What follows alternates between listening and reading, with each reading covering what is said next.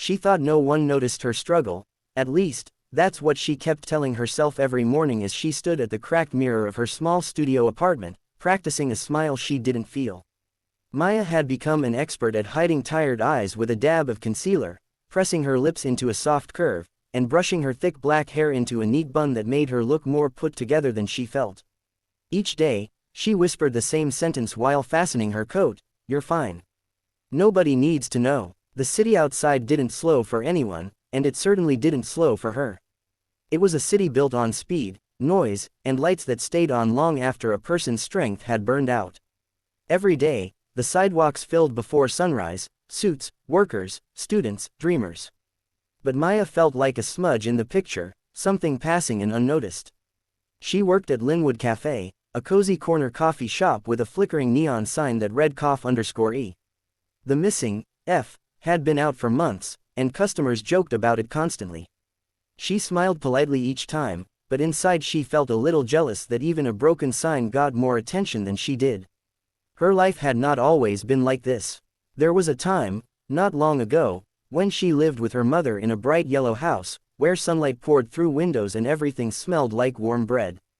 Her mother used to hum in the kitchen while she cooked eggs, always turning to give Maya a wink as if life were a sweet, ongoing secret.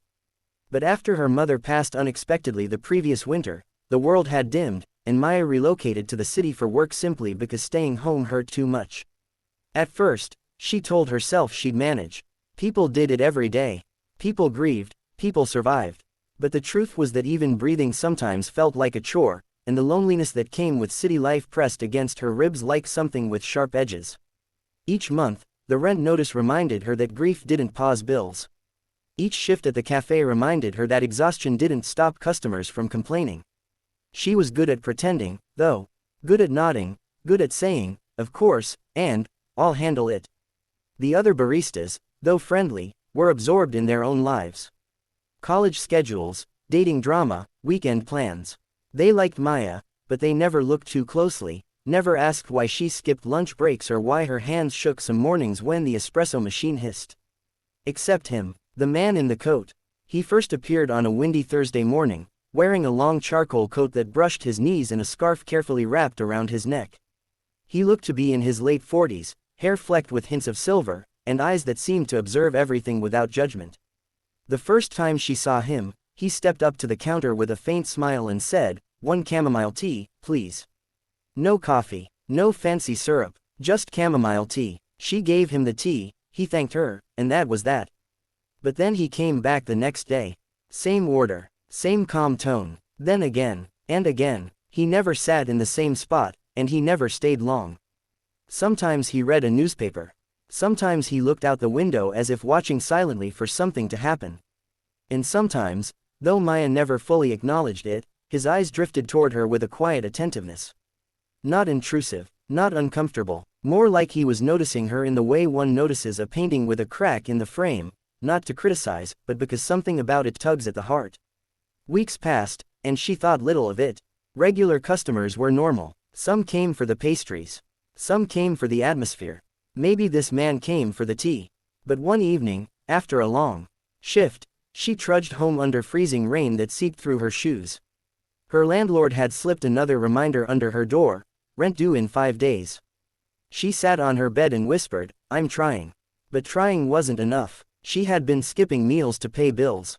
She sold her mother's favorite bracelet to cover utilities. She avoided turning on the heat to save money. The weight of everything pressed so heavily she found herself sinking onto the cold floor. No one noticed. No one cared. She was invisible, or so she believed. The next morning at the cafe, she worked slower than usual, her body drained, her mind drifting. She dropped a coffee mug, and it shattered loudly. The manager sighed sharply, and Maya's cheeks flushed in embarrassment. She knelt to pick up the pieces, blinking back tears that she hoped no one saw. But someone did. The man in the coat watched from his seat by the window. He didn't move, didn't speak, but something about the way he shifted his weight, or the way his brows knit slightly, suggested concern. When she straightened, her palms trembling, she glanced his way. He looked down instantly, pretending to read his newspaper, but she had caught it, a flicker of worry. Still, she told herself it meant nothing. People looked at others every day. That afternoon, as she took out trash behind the building, she slipped on a patch of ice. Pain shot through her ankle, and she let out a sharp cry, gripping the dumpster for balance. She tried to stand, but her ankle wobbled beneath her weight. She gasped, biting her lip. She checked her surroundings. The alley was empty. No one saw. Good, she muttered, pressing a hand against the wall. She didn't want anyone to see her like this, small, hurting, struggling. She'd drag herself inside, finish her shift, and limp home like always. But then she heard footsteps approaching. Maya, she froze. She looked up. The man in the coat stepped into the alley, his breath visible in the cold air. His scarf had come loose as if he had rushed. He took a few cautious steps toward her. "You're hurt," he said softly. Her throat tightened. I'm fine. I just slipped." He moved closer, his hands slightly raised, not touching her yet but offering presence. "May I help you stand?" She wanted to refuse. She wanted to insist she was fine. But her ankle pulsed with pain, and the cold wind gnawed at her skin. Slowly, reluctantly, she nodded. He held her elbow with a careful gentleness, lifting her upright. Even that small support felt strange, almost foreign after months of doing everything alone. "You should sit," he murmured, guiding her to a dry step nearby.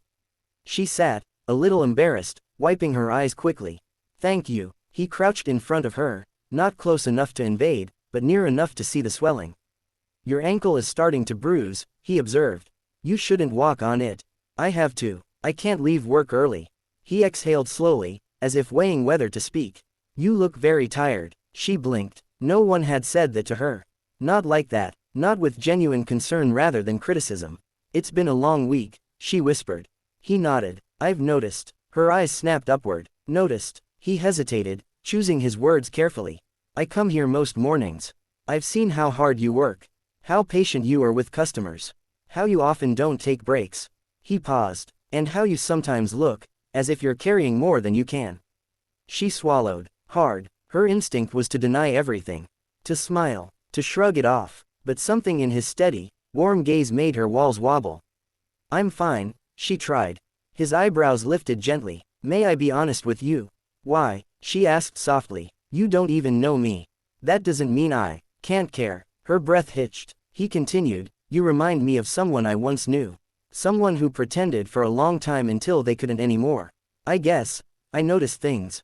People, especially when they're hurting quietly." A tear slid down her cheek before she could stop it. She wiped it quickly, embarrassed. "I'm sorry," she whispered.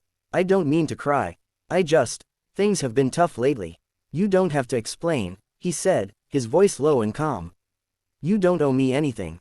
But she found herself wanting to speak anyway. "I lost my mom," she murmured. "Right before winter. She was my only family." Her voice trembled. "And I moved here thinking I could handle everything, but it's been hard.